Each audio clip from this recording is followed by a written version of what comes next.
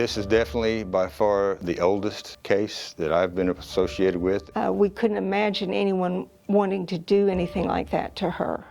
Well, the case started in '76. Officers get a call to a resident inside of her duplex, found by the neighbors. She had been killed. Her name was Leila Johnston.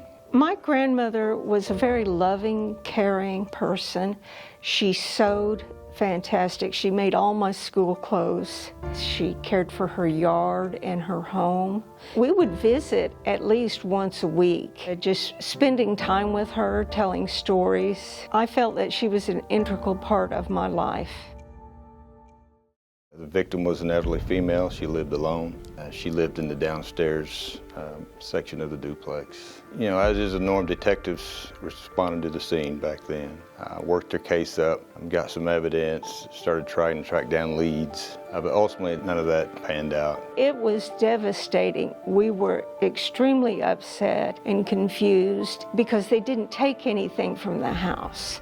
They just took her life. There was evidence to be tested, but back then they didn't have the ability. As we move along over the years, the case was looked at by different detectives. And then in 2003, we started back a cold case unit here at Oklahoma City. Detective Mike Burke was part of that unit. He began to look at cases that may have DNA. There was some evidence that was tested, and we got a full DNA profile. The profile was entered into a national database. No hits, no matches. Kind of went cold again for several years.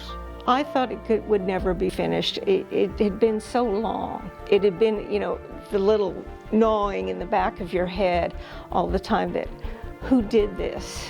April of '23, we started looking at cases that we could do some genealogy. So we contacted a lab in Florida, DNA Labs International. They do great work out there. They helped us rule out several people. Allison was their genealogist, and she's fantastic. She'd give us some names, this little branch family over here to go track down and try to work through this group. We think we're getting close sometime. Find out we were down the wrong path. We'd get discouraged. Allison would say, hey, no, we're ruling things out, and she'd give us another group.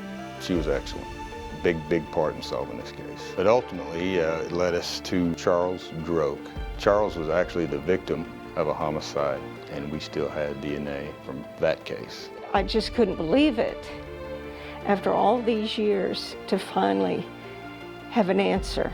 Are they ever going to pay for doing this? And he has. It was especially rewarding to notify the family and give them some closure. All the work and time and effort put in over all the years, you know, made it worthwhile.